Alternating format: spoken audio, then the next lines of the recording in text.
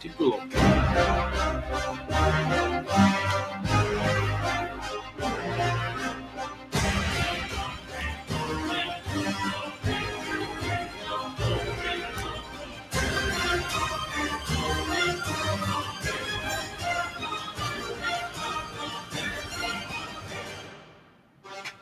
Welcome to Bear Facts on Guns, where host Derek Baer and his guests are locked and loaded to educate, inspire, and answer your questions about firearms. Tonight, AR15. Now is the time to ask. Ready? Aim. Derek. Thank you so much, Ken. Welcome back, everyone. Welcome back to the show. We have a new guest with us today, same place, On Target Range. I'll let you introduce who you are and what your role with On Target is. Thank you so much for joining us. What's up, guys? Good to be here. My name's Mike. I'm the training coordinator at On Target Range. I'm also one of the instructors, primarily rifle instruction. I'm retired gunnery sergeant, U.S. Marine Corps. Been doing this a long time. Gunny. You run the training program. There's 3 mics at the range, so if you just ask for Gunny or Gunny Mike, they'll send you directly to training. Does 3 mics make a right or 3 mics make a wrong is my number one question. I would say 3 mics would make a right. I just had to throw that out there. That's awesome. Yeah. Can never have too many mics in a room. Depends how many women are in the room. Hey, Kiki, that's my wife right there. Mary Shep, welcome to the show. Lisa, welcome also. And Christine Ditzler, welcome. Awesome so much. And Lisa has said, thank you for your service and sacrifice for our country. Hey, thank you. Appreciate that. So I had talked to Tom and had a really big conversation and kind of went through different types of employees that he has working in the establishment and their expertise. And, you know, Gold Shield is mine and my business partner Art's company. And at the end of the day, we have experts in the field. We don't have, newer guys. We care about experts because in this day and age, doing things the right way, learning the right way keeps people safe, not only in their home, but on the street as well. And I have a love for AR-15s. They're one of my favorite guns. They're awesome at the range. You can customize the heck out of them. They have so many different looks, so many different types of styles and uses and applications to them. And Tom's like, I got the guy for you, and his name's Mike, and he's going to be on your show next week. And I said, awesome. So I had asked you personally to bring in your AR-15. First, I want to talk about, number one, give me a little history lesson on the AR-15. Where is it from? And how do we get to where we're at today with the current AR-15? That's interesting, Derek, because the AR-15, I call it the Harley Davidson of firearms. You can customize it, like you said, any way you want.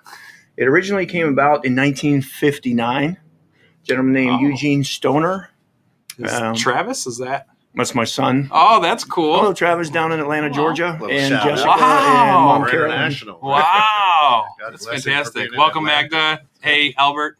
Freddie. Freddie's Carpet Cleaning, really good company. Christine Dissler's with Restoration One.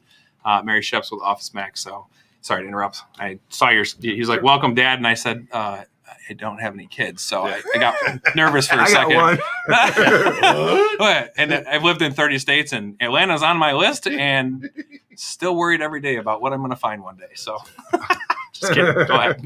Sorry, babe. 1959. A gentleman named Eugene Stoner, Robert Fremont, and L. James Sullivan. Colt has owned the patent since they bought the patent in between 59 and 63, and they've owned the patent ever since. Awesome. However, everybody's making them now. Ruger, you got your high-end Daniel Defense, Wilson Combat. This is a Bushmaster by Remington. Okay. One of the more popular ones. They've been around for a while. We sell a lot of Springfields. Okay. So there's quite a few people are making them now. Your lower receiver has the manufacturer stamped and serialized and everything. But a lot of folks don't know is this actual rifle has been on the market for sale to civilians since 1963. Wow. Originally designed as a sporting rifle, it is semi-automatic. Mm-hmm. Now the military version is a little different. It has safe, semi, and burst on the selector lever. Going back to lessons learned early stages of Vietnam, they were actually issued to the Air Force. The Air Force tried them out. The military decided they liked them, and they bought them. A 5.56 round is a large ammo capacity. You can hold a lot of ammo, a lot of ammunition. Your standard 30-round box magazine. But yeah, a lot of folks don't realize, I think unfortunately, last 10, 20 years, a lot of times they get a bad rap from the press and the media because, yes, in the hands of people with mental health issues or something like that, it can be a very dangerous weapons platform. Absolutely safe if you know how to use it. Yep. It's become the all-purpose firearm. It's been on sale, in the civilian market, like I said, since 1963. It got hugely popular during the Vietnam War. The M16A1 was the military version, and they've had upgrades since then. The M16A2. In the Marine Corps, Army, and military now, they call it the M4. Yes. Just a question for you. And Jessica Shaneberg says, Mike. Hi, Jessica in Georgia. Maggie's over here. Help us what the AR stands for, if you can. Because AR. A lot of people in today's media and world is assault rifle. I'll tell you what it doesn't stand for, Kent, is automatic rifle or assault rifle. Okay. AR stands for Armalite, the original manufacturer, 1959. AR stands for Armalite. It doesn't stand for assault rifle or automatic rifle. There's a lot of confusion there. So the AR is the original manufacturer, which is Armalite. Okay. Thank you. You're welcome. So you made a comment there, and you said in the right hands, an AR-15 can be pretty deadly. And to combat that, I think you put a 9mm in a well-trained hand can be just as deadly in the right situation. Yeah, well, keep in mind, and a lot of folks are going out now and buying a lot of handguns. Yep. The AR platform is a long-range weapon. Yep. Long-range firing system. Gun, rifle, weapon, firearm, whatever you want to call it. Sure. It's designed for long-range shooting. You can do a lot of stuff with it, interchange the barrel. I know a lot of folks down in Arkansas and Texas use it for pig hunting with the 300 Whisper Blackout. Cool. A lot of parts are interchangeable. Yep. You can just basically swap out the barrels. Your lower receiver, a lot of parts are interchangeable with the, whether it's the gas impingement or the piston-operated AR-15. Yep. So it's kind of unique in its own sense. Not only is it the premier weapon of the U.S. military armed forces, but it is a great sporting rifle in the civilian world as far as rifle league, shooting matches, and stuff like that. Sure. Long distance shooting. I have another question for you. Do you think a 5,000-pound vehicle is deadly in the right hands? Sure. And my F-150 can be. Sure. Obviously, we're trying to get to a specific point that in the right hands of anybody and with mental instability, or the wrong hands, anything can be deadly. Right? Absolutely. A chair can be deadly. A fork could be deadly. I mean, at the end of the day, it's the person using the firearm is the person making the decision whether to pull the trigger. I know that I've checked this weapon. It's cleared. He's checked this multiple times. We have an empty shop just for the gun enthusiasts out there wondering if there's an AR sitting on a table here. There's nothing behind this wall. It's a garage, and we're up on the second floor garage. Weapon's been cleared. There's no live bullets on set whatsoever. No live ammunition on there too. That's my business partner right there. Yes, already asking the question. I would love to raffle off. We certainly will. And each, go ahead, $500 for an entry. So go ahead and send that in. You can Zell it to me. It's fine. You have my Zell account. It's super easy. Just Zell it to me. It's fine. I'll make sure it's in the right hands. That's right. Which means my wife. Sorry. Oh, all right. Sorry. And it's gone already. Oh, better luck next time, buddy. We're going to rifle off that one, but just the picture of that one, not the, we're going to do some eBay credits here on as well. So the thing I love about ARs and exactly what you just said is there's customizing. I've done so much research on looking at different things in your world. And if you have somebody that were to walk into On Target, and On Target's in Crystal Lake, do you know the address over there? I'm assuming 560 Beechcraft Lane. Perfect. I'd like the aircraft, not the 6012. Yes, exactly. If you have a customer that walks in the doors and meets you, the one of the mics, and asks, I am interested in AR-15.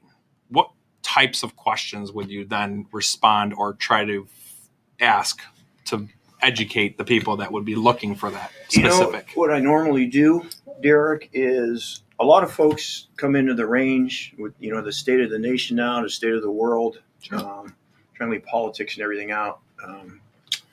A lot of people come in and they're looking at firearms because, most of the time it's their friend told them or their neighbor or somebody, or they see something on TV or they read it in a magazine. there are a lot of folks that really don't know what they're looking for. Yep. They just know they're looking for, and in most cases, it's home defense. Mm-hmm. I do a 4-stage class. The introductory class is 3 hours long. Okay. Which includes it's basically all classroom. There's no range time at all. Okay. Stage 2 is, we teach them in the first stage and they run every month now. We have a new 4-tier training program. It used to be 3 classes was not enough. 6 classes was too much. People were getting overwhelmed, a lot of information. Sure. So we broke it down into 4 3-hour classes. So the intro class, we teach them the nomenclature, the features of the rifle, disassembly, reassembly, and then stage 2 the following week, or if they can't pick it up the following week, I do the same 4 classes every month. They can do the following month, whenever's convenient for them. Mm-hmm. Then we do a zero, they zero the sights on the range. I teach them how to zero in stage 1, and then we go upstairs, disassembly, cleaning, lubrication, reassembly. Stage 3 and 4 is all downrange training. Okay. So the average person coming in, to answer your question, usually, we have flyers for all the classes, but I like to educate them. A lot of times, if I have time, I will take them upstairs and do maybe a one-on-one or as a couple, 1-on-2. Sure. Kind of break down what we do there at On Target.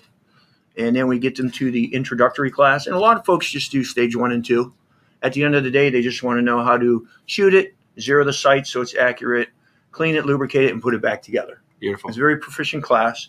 Now, stage 3 and 4, if you want to get tactical, we do slings, full gear, just like your average, Marine Corps, Army soldier, Marine. We go downrange.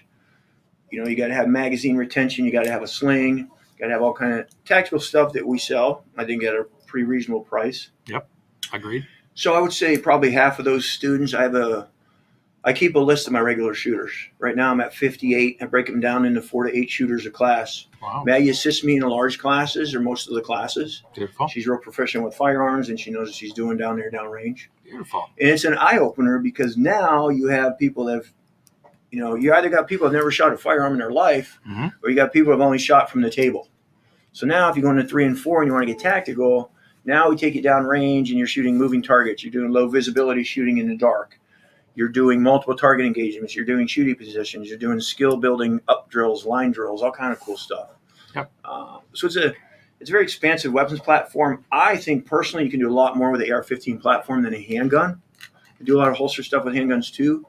And then beyond that, the question is, well, what do I do after these 4 classes? Well, twice a month on Tuesdays, I do carbine skills and drills. Okay. And I also have Maggie and I have a whole plethora of classes that are not on our website. We call it under the radar classes. Sweet. I usually do about 8 shoots a month. Carbine skills and drills. We do 2 guns. We do 3 guns. Transition drills, handguns, the rifle. Or we do just the AR-15 platform itself. Fantastic. A lot of folks have never shot in the dark. And you see different iron sights versus optics and scopes. Whole different world there.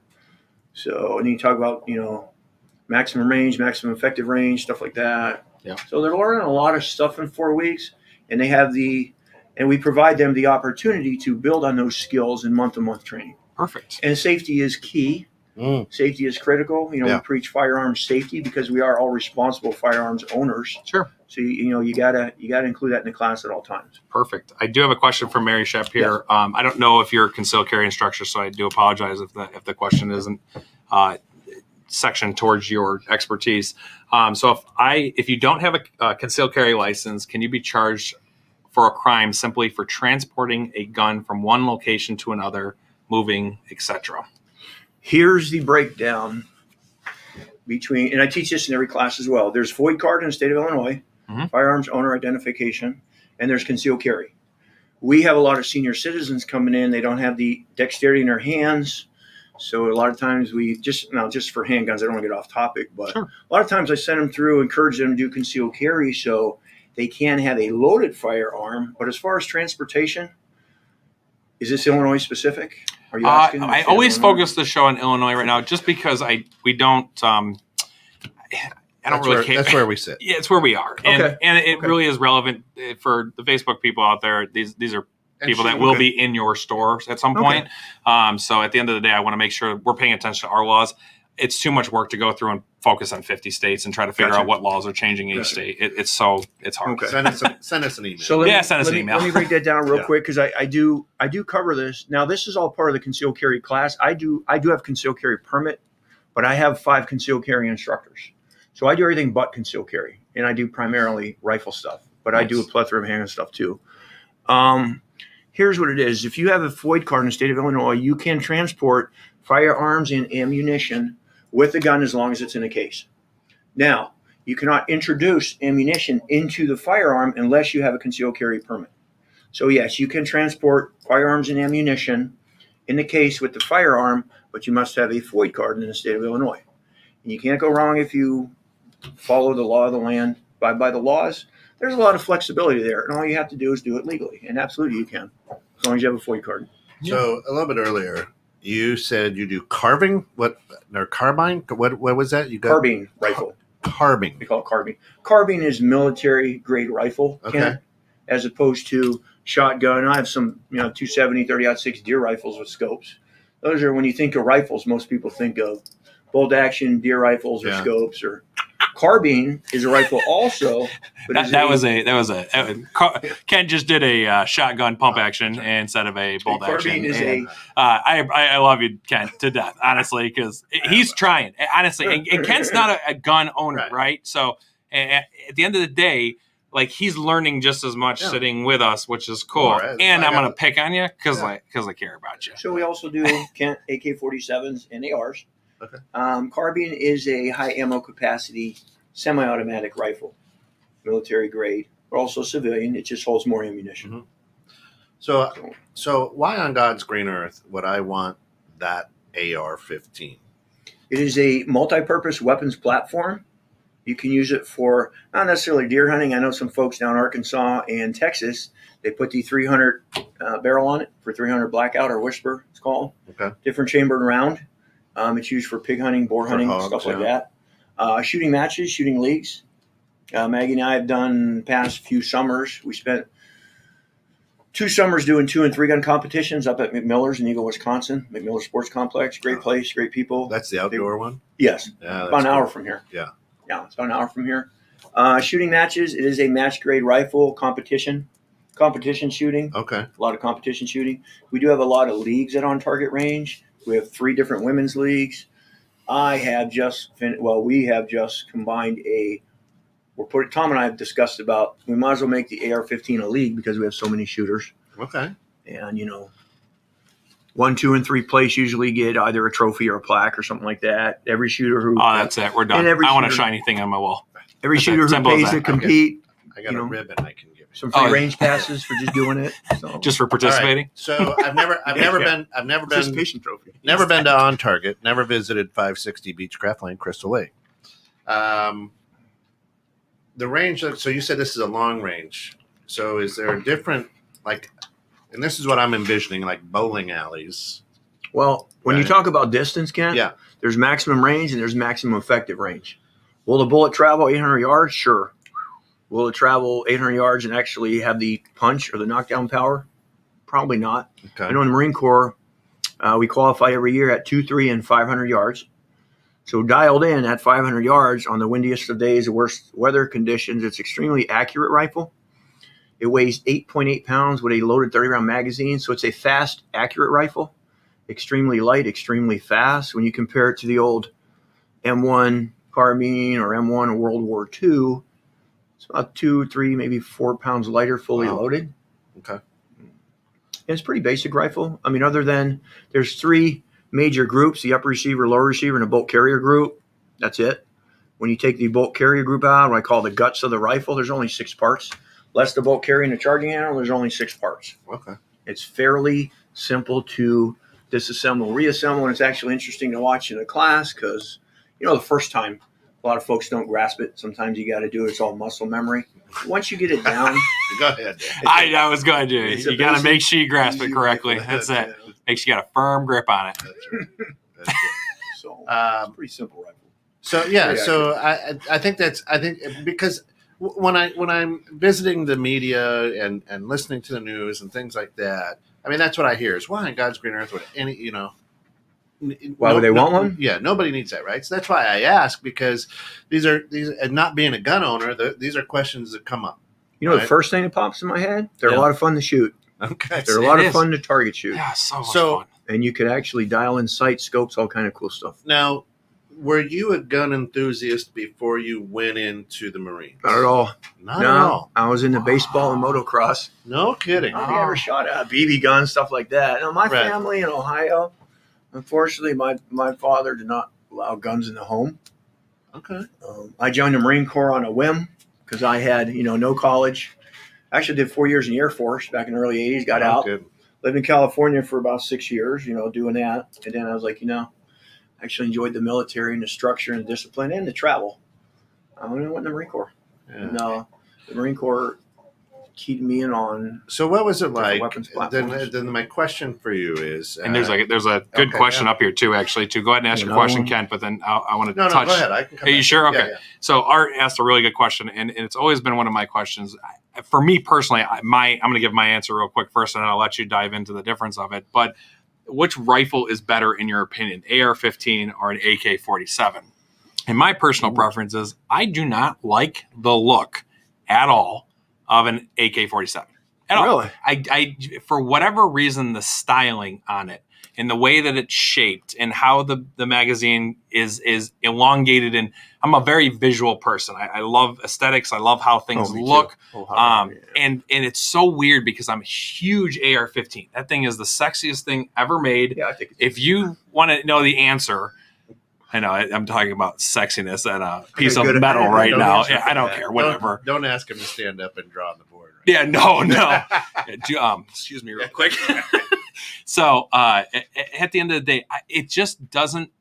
I don't like the look of it. I can't explain it other than the fact that aesthetically, I do. I don't know how everything. It doesn't flow properly. When you do an AR-15, it's real flowy. Everything's almost matched with each other's side. You can do both sides, so it's very Here's what. even. AK-47s are just not even to me. They're odd. Let me add to that. Yeah, Derek. The AK-47, you got to remember, it was designed by a peasant for peasants. It's a very simple rifle. AK automatic Kalashnikov. It went into mass production in 1947, thus AK-47.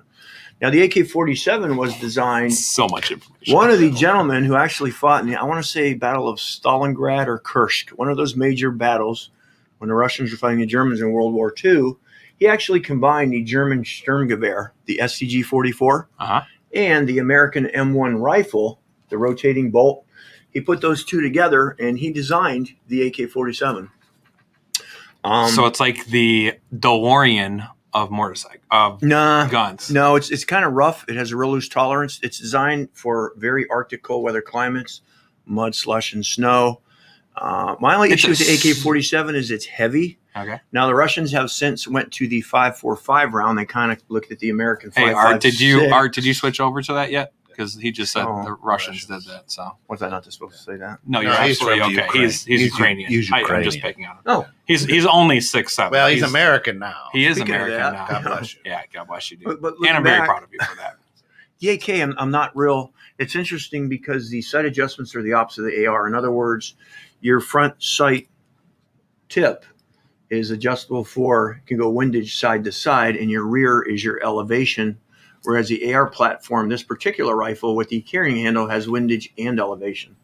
Now, the AR has a small slit for a rear sight. Extremely hard to keep a target in focus, especially if you're moving and shooting with that little V, that little slit. Sure. It's an accurate rifle, but I would say no more than 150, maybe I'd be reaching if I said 200 yards. It's heavier. It's not as accurate as the AR. The good thing about the AK is you can run it real dirty. The AR likes to be lubricated and clean. Yep. Unlike the old M16s, which were, your first mount is usually your test bed. Like they say, you never buy a vehicle the first year because they got to work out the bugs.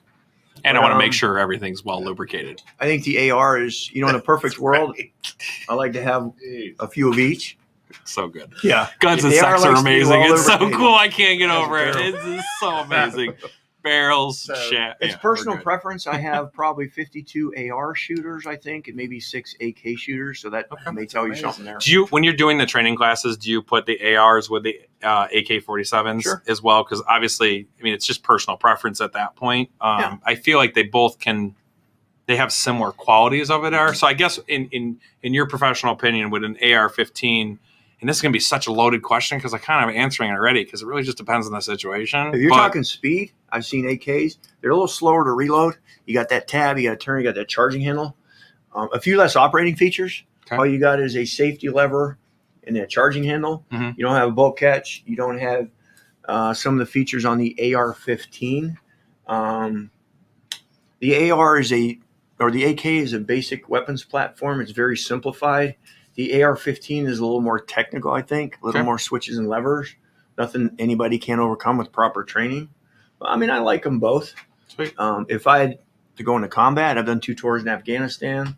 AR-15. Thank you. Now we're cleaning them 4 or 5 times a day to keep the sand and dirt out of them, but great rifles. I just can't even imagine. Number one, thank you for service. I was born in Luke Air Force Base in Phoenix, Arizona. My mother was in the Air Force. Arizona. Nice. So I can't commend the military in general enough because the stuff you had to go through, and I mean, like I just think about it now, like, man, I got to clean out my AR from sand and dirt. Well, it's only 120 degrees while you're taking a dump in a shallow pit somewhere while, sand spiders are running around. And I'm sure, it's mind blowing to me. Say shit? Yeah. We're not regulated. Okay, we can. We shit in plastic bags and we throw it on a burn pile. So nothing like some stinky poop. Anybody want a s'more? Yeah, anybody want a s'more? And then Mac said here too. He asked the same question about why own an AR, and he has one as well. And until he shot one, and there's no. My wife is a new shooter, and she bought her first. I bought her first a snub nose Smith & Wesson 38 Special. What was she, a 1972 detective? Yeah, I do, and it's like the old FBI guns. It's so cool. It's like the coolest looking. It's got a laser on it and everything. It's so cool. Maggie's got a couple ARs. I will tell you this. A lot of the ladies from the Gals and Guns and some, I think we've introduced about a dozen of them to the AR platform, and they love it.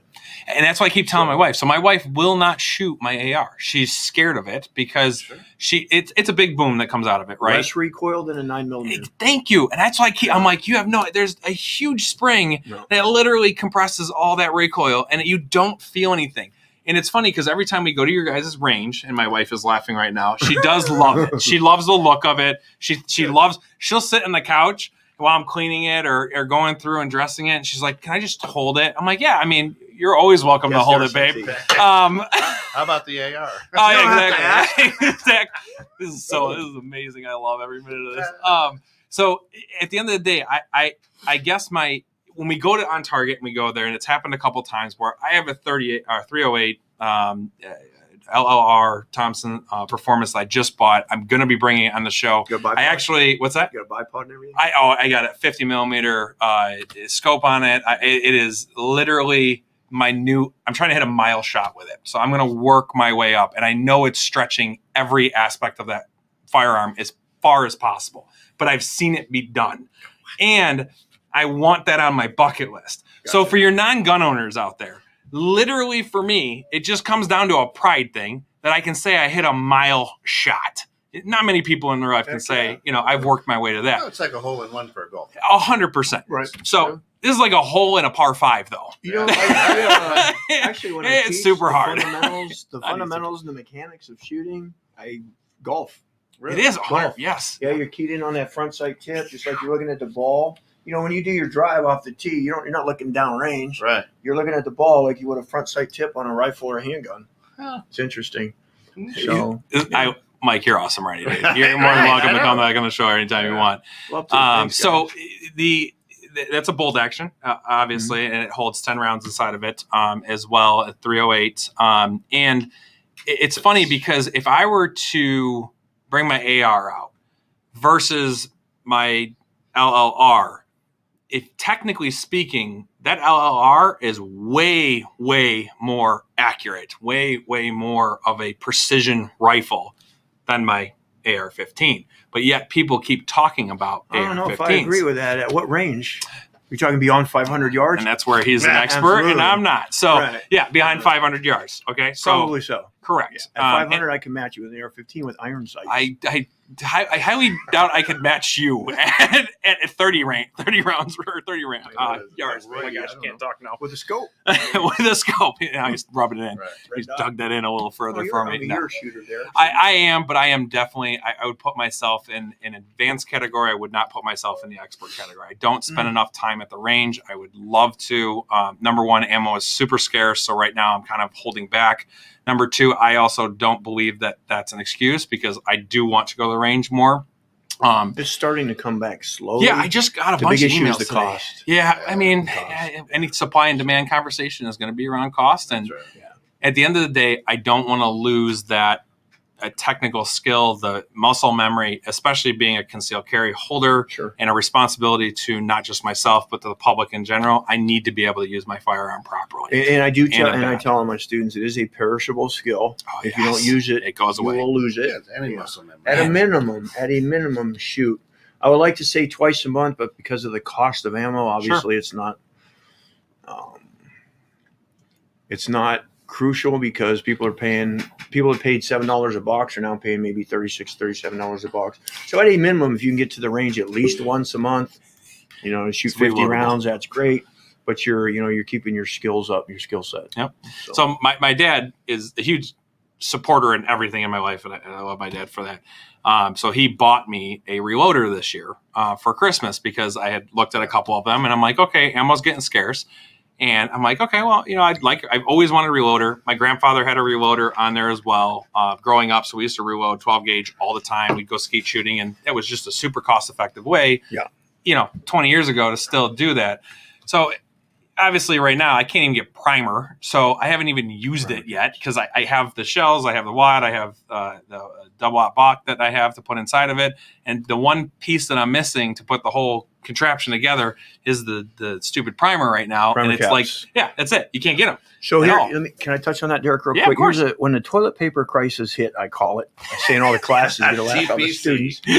Well, when the TPC hit, everybody went out and bought up all the ammo. Now, when the COVID happened, I believe it was about February, March, a lot of those components to manufacture ammunition, it's not the gunpowder, it's not this, it's not that. The components to manufacture the ammunition, a lot of them are made in Italy. Yep. Italy was the first country to totally close their doors and shut down as far as exporting stuff. Hit really hard. People bought everything up and it's gone. So now we're seeing a resurgence of ammunition slowly, but it's coming back. It's coming back. Yeah, I'm patient. I've shot a lot, and I make sure that I keep enough, stocked so that I'm comfortable. But at the same time, you should not go, even if it's 50 rounds. Just burn it out and go. Sure. Art asked another question here. What is your recommendation if we get into an active shooter situation who shoots the rifle? That's right. So the active shooter has an AR-15. If you get into an active shooter situation, now you mentioned earlier, I think we got off topic a little bit. Everybody's buying handguns. Yeah. Everybody's buying handguns, but that person with the AR-15, you're going to outdistance that handgun because now you have a long-range weapons platform. If, God forbid, you needed to use it, hopefully you never have to in that type of scenario. But what is your recommendations if I get into an active shooter situation? Yeah, and you're talking about the active shooter has an AR? Yeah, the shooter's got an AR. Then you want to have the same thing, and you want to have a vest, ballistic vest, and you want to have that tactical mindset where you can defeat the shooter. So that goes into, we can get into training and stuff like that. With proper training, all of that stuff comes back to you as muscle memory. They say you fight like you train. Yeah. So proper training, you should be able to, hopefully, in the real world, defeat the active shooter. Training with anything. Someday we it's all should about training. Do the John F. Kennedy single bullet thing on this show. Maggie and I do a lot of competition shooting amongst each other. Oh, that would be interesting. We agreed that she shoots a handgun better than I do, and I shoot a rifle better. Surprisingly enough, every female shooter I've ever come across always better shoots with better. handguns. Please tell me it's not a pink gun. Yep. Okay. No, she's not a pink person. And for those of you that can't see, Maggie is in the room. It's interesting story, Mike's fiance, real quick. and she's hiding behind the green screen here. So, and shooting is so fun that I want to say my former wife was a Marine, also retired. Sure. So my son's been exposed to it quite a bit. He's 20 years old now, going to college. His girlfriend. When they come up, we take them on the range. We do a lot of fun shooting. Yeah. We shoot the ARs. We do a lot of good target shooting. But every time we go down to Georgia, Carolyn, my former wife, who was a Marine also, she takes us to the range in Roswell, Georgia. And we all shoot. And we all have a great time. Then we go to lunch. It's a lot of fun. Give me a lot I have a question, a technical question. So, and it's more recent now that I've jumped into, because I just bought my first AR probably a year and a half ago, 2 years ago. I'm mostly a shotgun shooter. It's what I grew up with. That's what I'm comfortable with. I'm from New York, and handguns, basically, you couldn't get them. New York City? Yeah, New York State. I'm from the super country, upstate. Yeah, upstate. We still ride in the back of a pickup truck, and the cop waves as you walk. I drive through Ohio every time I go home. Trust me. My favorite road to watch the same farm pass me 20 times. I literally cannot figure out. I want to mark it, spray paint it, because I swear to God, I'm on a stupid circle every time. It's a boring road. 90 sucks all the way through Ohio. Now, Ohio's a fun city. What's that? The Turnpike? Oh, yeah, 90? Oh, yeah. It's the same 90. It goes all the way through. So it literally, it's one straight road. It's just as boring as can be. I've driven that road a million times. So at the end of the day, when we're talking about AR-15s, and as I dive more into it, my cousins have custom built ones. He's a police officer in New York and corrections officers.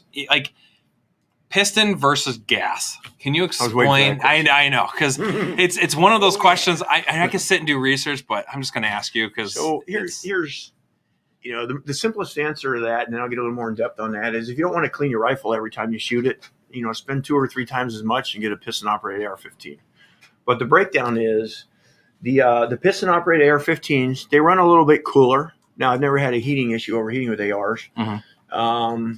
They run a lot cleaner. So as I said, you don't have to clean them every time you shoot them. And that's the main selling feature of the piston-operated AR. The government buys the gas impingement system is what it's called. Mm-hmm. Now, the gas impingement system is a lot cheaper. It's also a more accurate rifle. Okay. It doesn't have quite the recoil of the piston op, but it is a little more accurate. A lot of the parts are interchangeable in a lower receiver. Right. But it all comes down to dollars and donuts. If you can afford $1,800 for a piston-operated AR, I won't say any specific manufacturers, but they're out there. Me personally, I bang the heck out of the gas impingement ones. I'm kind of old-fashioned. I got scopes. Maggie has a scope on hers, but I'm more of an iron sights guy. That's who I was trained in the Marine Corps. I was going to say, man, it sounds like Marines to me all day. I'm going to give you bare bones and a stick. Go figure it out. And that's amazing. So the benefits of the piston operated is it runs a lot cleaner. It runs a little bit cooler. But the gas impingement is you're going to sacrifice a little bit of accuracy with the piston op versus the cheaper gas impingement system. Okay. So it comes down to, obviously, the pistons and your rifle is going to stay cleaner longer. But the interesting thing about the AR-15 is you want to clean it every time you shoot it. Of course. I can't say that so much about handguns. You usually pump about 500 rounds through. But, you're spending good money on your AR-15 and your standard gas impingement run you, I don't know, $600, $800, $900. Okay.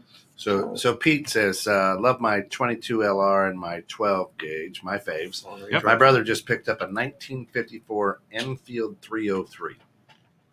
Lee Enfield, British rifle. Okay. I don't know what that is either. I know my son might have one in Georgia and a mostly Gant, some other things. All right. So throughout the week, you can imagine that I get some emails on this show. One question was, and I thought it was a good question too, is now I'm going to go to Colorado, to that shooting in Colorado. Which one? At the supermarket. Yeah. Right. And they said that the guy made a handgun AR or something. AR pistol. AR pistol. Tell me the differences or how that works or whatever. Is that like an Maggie Uzi? had one. She sold it. Barrel length. I've seen them as small as 7-inch barrels, 8-inch barrels, 10-inch, 12-inch barrels. Those are your shortened AR pistols. Now, you got to remember, as you shorten the barrel, you're going to give up a little bit of accuracy. The original M16A1s and A2s had a 20-inch barrel. Okay. But in something like triple canopy jungle, Vietnam, stuff like that, Southeast Asia, tangled up in the vines, all that. What they did was they made it more compact with a telestock, which is adjustable buttstock. Your standard AR is now 16-inch barrel, adjustable buttstock. So it decreases it a lot for if we're talking military, your special forces, your operators, Marine Force Recon, Army Green Berets, Navy SEALs, Air Force Pararescue. They want to make it compact. You're jumping out of planes. Yeah. You don't want this long rifle hanging down. You sacrifice a little bit of accuracy, 4 inches? But in the real world, from what I've seen, my experience in Afghanistan, anything longer than 100 yards, you're calling in the big guns. Apache helicopters, A-10s. Sure. House to house, great. Short range. This AR pistol, and the only thing that I'm familiar with is what I've seen on Hollywood, like an Uzi, right? Fad, I want to say, because 2 summers ago, was it last summer, Maggie, or summer before, people were buying AR pistols like it was the latest, greatest thing. I'm not a big fan of those.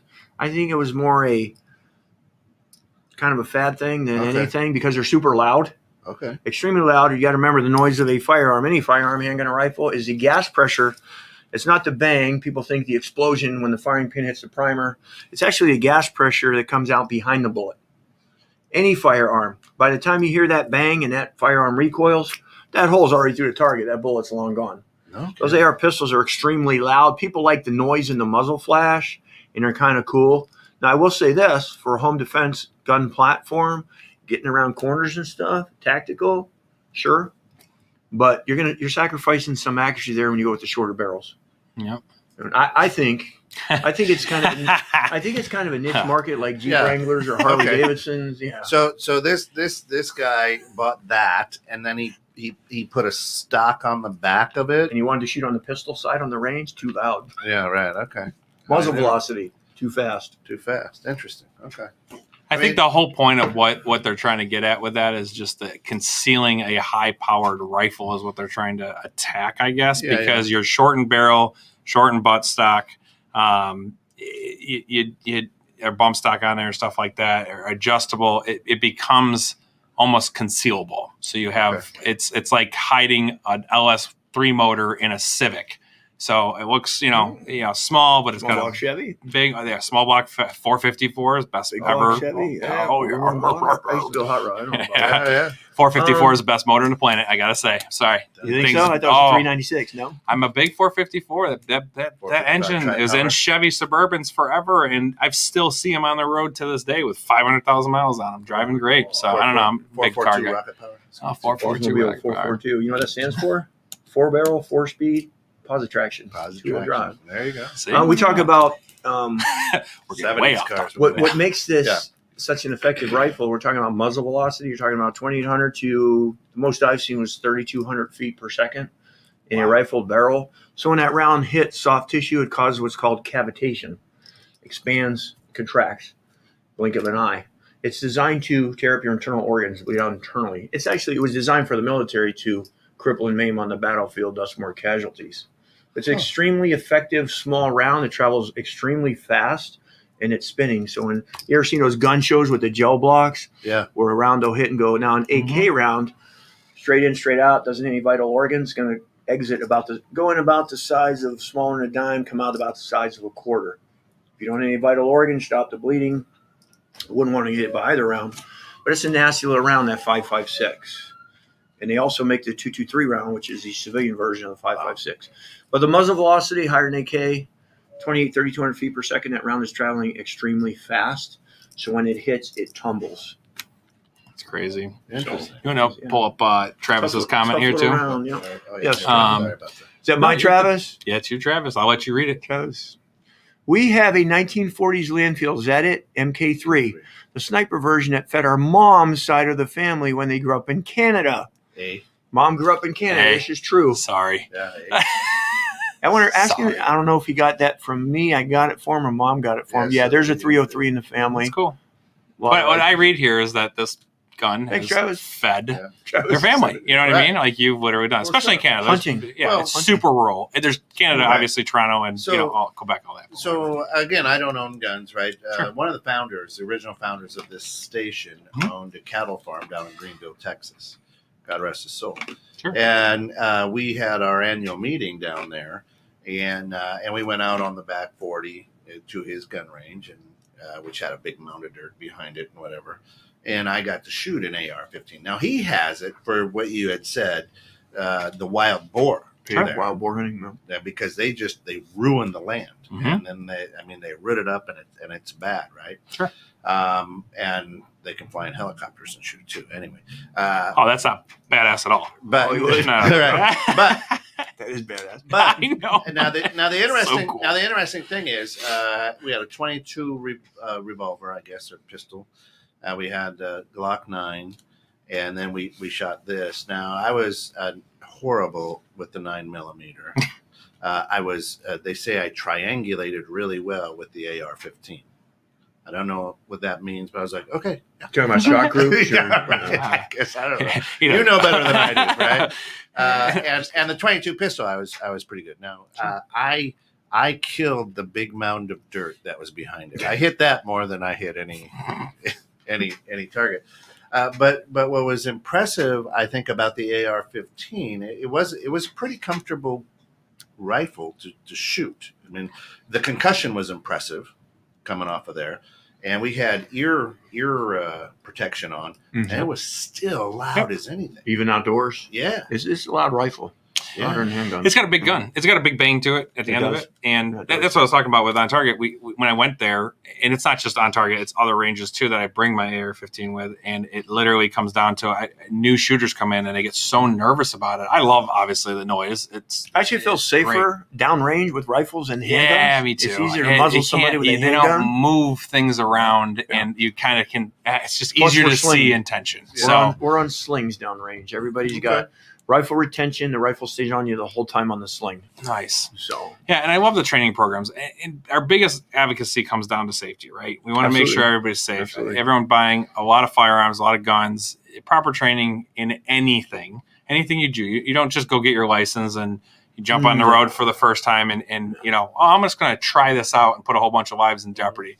You go to training, and if you've purchased your first firearm because of safety and you're worried about the world that we live in today and you're trying to protect your family, which is amazing and more power to you. But the thing I really want to talk about is making sure that you get safety, get some training.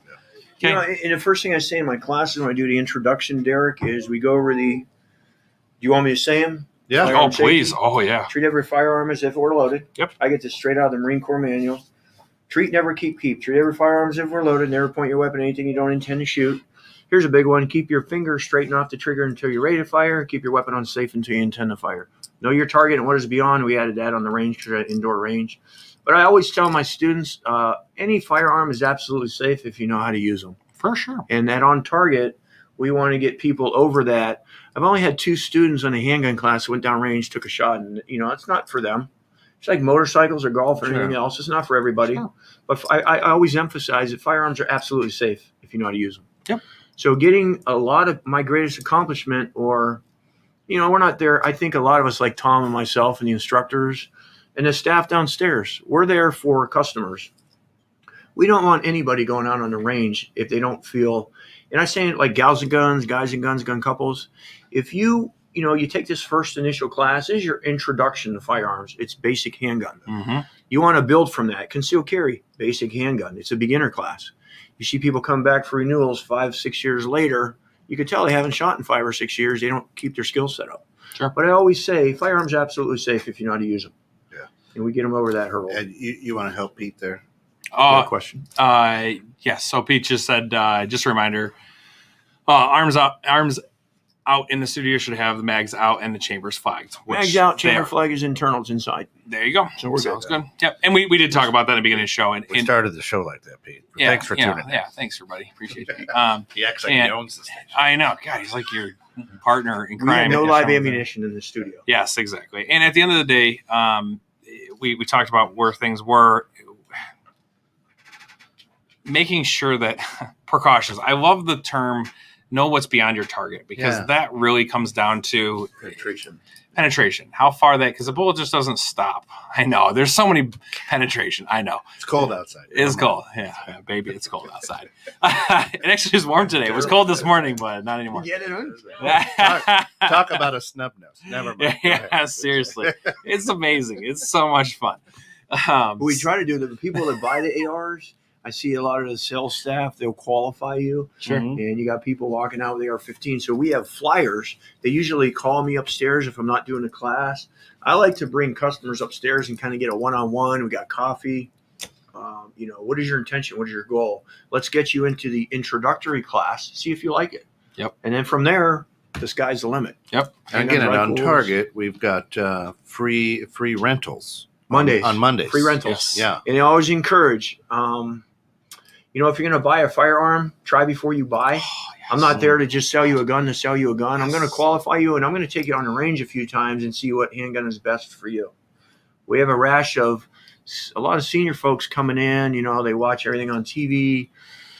Sometimes they're sold a gun that's really not the right gun for them. They can't work a slide or have no idea. Hey, and that's so harder, then we start everybody than you think. We with did. 22, and then we build from there.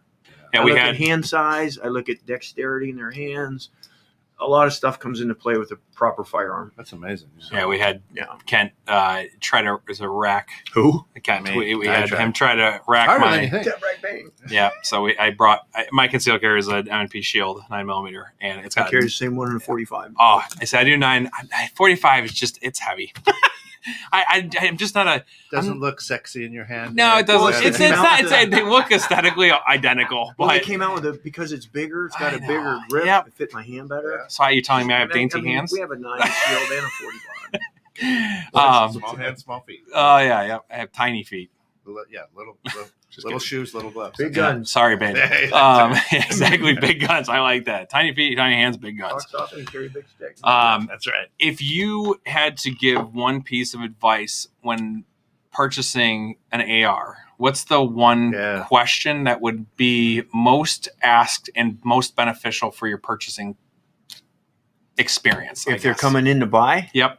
Well, two things. One, I would recommend take the introductory class first because we do have 3 rental AR-15s. Cool. Have them go to the intro class first. Let them shoot it and see if they think it might be for them. The other qualifying question is, what is your end goal, end state, or what do you want the rifle for? Mm-hmm. Home defense, target shooting, you want to join a shooting league. It's cool looking, and all my friends got one.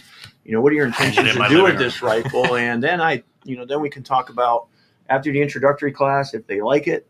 Now let's talk about shooting leagues. Let's work on getting you through the 4 stages to get you proficient on the rifle, where you can clean it on your own, take it apart, lubricate it. But my qualifying question would be, what are your intentions? They ask you that when you do the 4473 in the state of Illinois. Mm-hmm. What are you purchasing this firearm for? Sure. And I think the FOID card's a great thing. There's only a few states that have them because, a lot of people come, I got to get a FOID card. But it's for everybody's safety. Yeah. It's one step that's really just filling out paperwork. I mean, and it takes 7 minutes. Yeah, it's just 5 minutes. one deterrent to, do what you need to do. First of all, totally enamored by just your knowledge on firearms. Thanks, Ken. I like your car model back there. I do airplane models and cars. So, love it. But I want to go back to you're a guy who grew up without firearms and whatnot in the house. So that first time, that the military said, okay, here we go, guys. We're going to train you on this. So M16A1. Wow. Right out of the Vietnam era. Wow. Pretty cool. What went through your head? Were you like, oh, I'm home? Or was it like, holy crap? When I was shooting? Yeah, your first experience. Actually, I enjoyed after shooting. I enjoyed taking the rifle apart and getting to learn it. Really? Because I'm a big, we talked about models. I do models in my spare time a lot.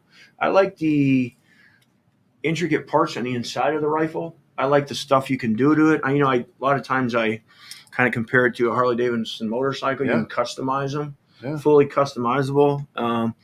I like shooting it. I liked basically working on my skill set. I shot like crap, obviously, the first time, but I learned over the years how to shoot better. I think I was in the Marine Corps 10 years before I shot expert. No kidding. 10 years. Wow. 10 years. In the military, you spend a whole week called grass week with the AR-15. Well, the military called it the M4.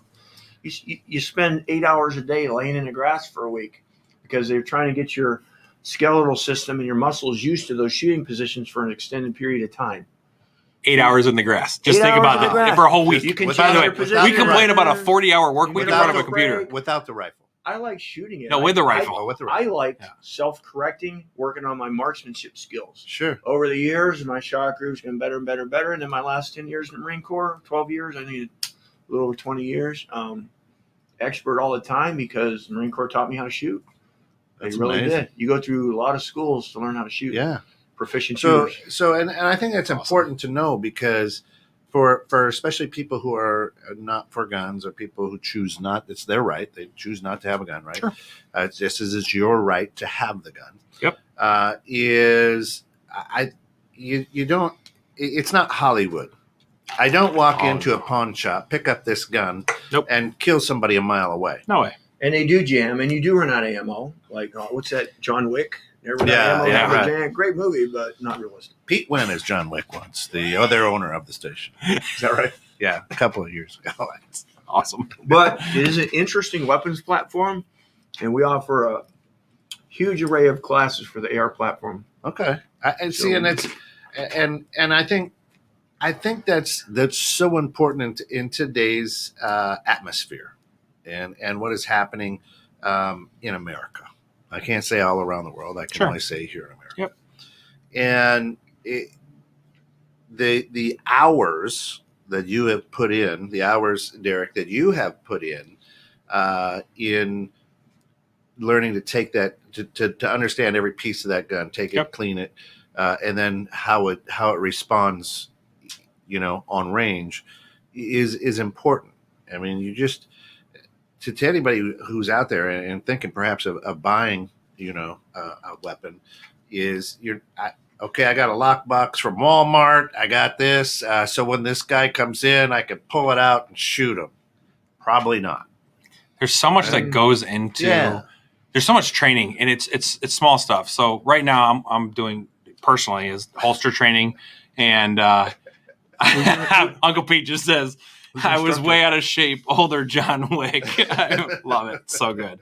Right now, I practice at home with holster draws, but I also practice at home holster draws to reload.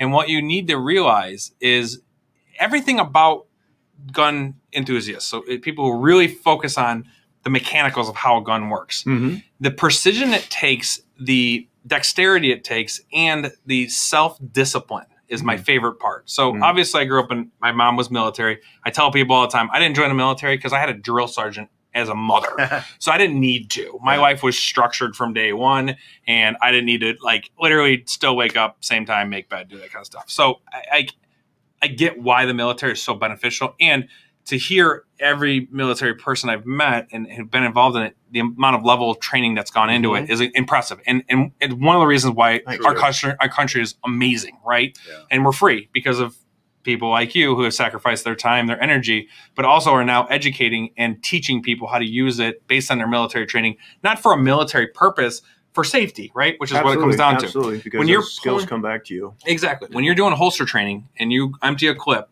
clip, I said it again. I know, I do it every time. Derek, you practice with snap caps? I do. I practice snap caps, but I will drop a mag out and I won't look at anything. So I will feel where the next mag comes out, and I already know that the back of my magazine is about to slide perfectly into my handgun where I'm not taking my eyes off the sight. And that's the biggest part. So if you can drop a mag, grab, and put it right back in, you are now in tune with every aspect of how that is. Because what ends up happening, and what happened to me a lot, is I'm frantic. Okay, I got to focus on my motor skills. Okay, I'm focusing down range. I don't want to lose sight. I got it dialed in perfect. I'm hitting marks. Okay, now I'm dropping. Now I've lost my second dexterity to what I'm holding to. I'm grabbing a mag, and I'm putting in. It's freaking backwards. I can't tell you the amount of times that I've now grabbed it. And so you're a perfect candidate for a low visibility shoot, doing everything in the dark. Yeah, great. And I would love to. Listen, robbers don't wake up in the morning and be like, oh, it's 9 o'clock in the morning. You've had a fresh set of coffee. You have now cleaned your rifle perfectly. Everything is lined up. The stars do not align. It's usually low visibility, middle of the night, knocking at the door. You're half asleep. Your motor skills and your training then take over. You are second nature. Sounds like my honeymoon. And that all comes back to the fight part or the training part. Sounds like it was. My honeymoon. He learned a lot on that honeymoon. That's right. Yeah. You fight like you train. It's all muscle memory. Right. But again, at the end of the day, firearms are absolutely safe as long as you know how to use them. Yeah. And our goal at On Target Range is to safety and responsible gun ownership. Yep. Yeah. I mean, and we don't hear in the news that Jeremy Johnson, who lives out in Montana, shot an elk today. Nope. Safely.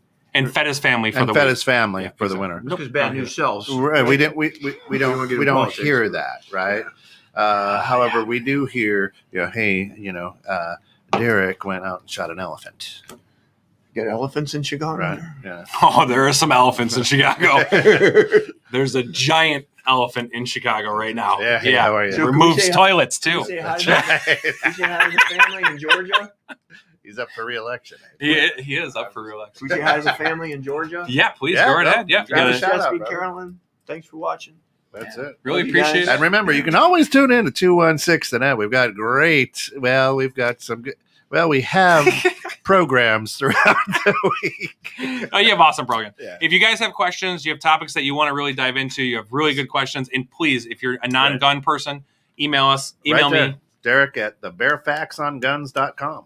Perfect. And or us here at 216thenet at It'll get to gmail.com. We'll make sure that Derek and his guests get those questions answered. But we were humbled, very humbled to have you here, Mike. Thank you. Thank you for having and us. to Maggie. Thank Maggie. you for being here, Maggie. spending some See you time at the with us here range.